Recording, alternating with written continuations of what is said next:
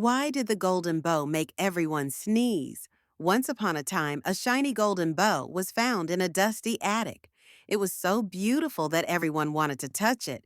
But every time someone did, they sneezed loudly. People thought it was magic. They tried to figure out why.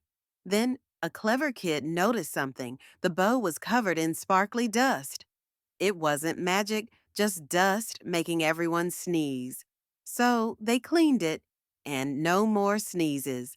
Remember, not everything shiny is magic. Hit the like button, subscribe, and leave a comment to support us.